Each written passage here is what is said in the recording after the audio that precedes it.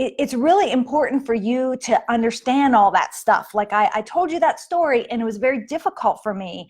But unless you recognize those feelings and where they're coming from, you're not going to be able to stop babying your baby beyond what's appropriate.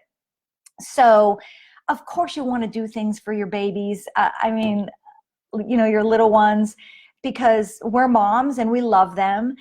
But if it starts to hinder their development, like if they can clearly do it on their own, but we're still doing it for them, we need to take a look at ourselves.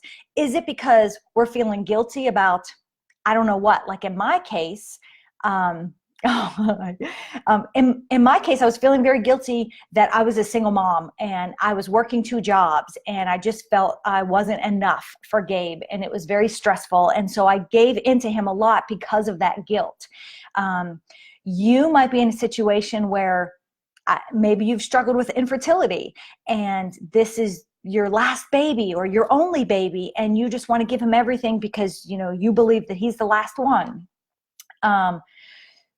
Maybe, I don't know, maybe you grew up in a home where you weren't babied, and so you want to do all that for your kids.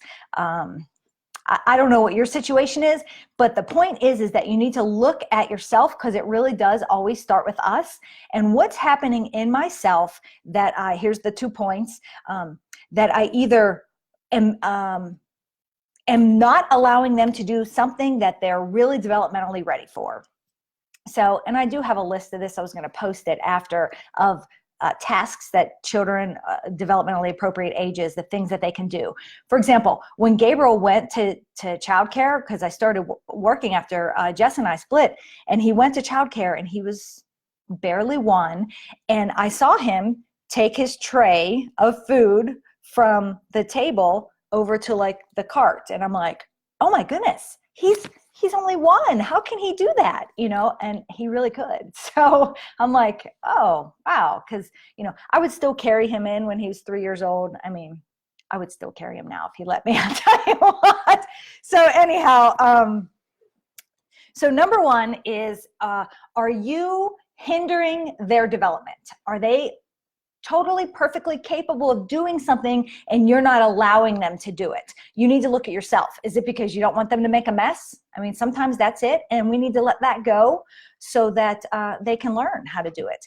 Is it because you don't want them to fail, and so you'll just do it so they could be successful? So that's number 1. Number 2 is about feelings.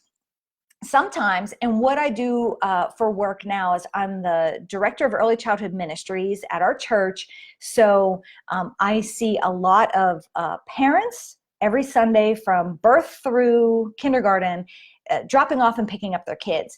And I know it's hard when you drop off and they cry, but when parents stay there and watch their kid like this, it's a lot harder for the kids. They're like crying, and I don't want to say, hey, just leave and they'll be okay, because that's not it.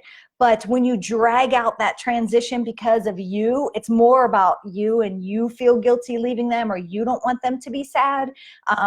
The child picks up on that, and it's really hard for them. Or I had this case just the other day where a 3-year-old was getting picked up, and he started to cry because he didn't want to leave. He said, I'm having so much fun, I don't want to leave. And he was crying, and the mom was like, oh, do you want to go get some ice cream? And the dad was like, do you want to go to the park with me? And oh, we'll come back here again. We'll go to Chuck E. Cheese later. And I just kept saying, it's leaving is hard. He was having a good time, and now he has to leave, and that's hard. That's a hard feeling. So what I'm trying to get to is number 2 is the feelings. Do you find yourself trying to protect your child from their feelings? I mean, feeling sad is okay. Feeling angry is okay. Now, they don't always need to be expressed. Like, you can feel angry, but you can't punch a hole in the wall, right? But I guess what I'm trying to get to is, do we try to protect our child or our children from their feelings because we don't want them to be uncomfortable, or we don't want them to have those big feelings, or they're making us uncomfortable? So those are the 2 points about helping you understand if you're babying your baby beyond what's healthy. Are you hindering them from something that they can developmentally handle?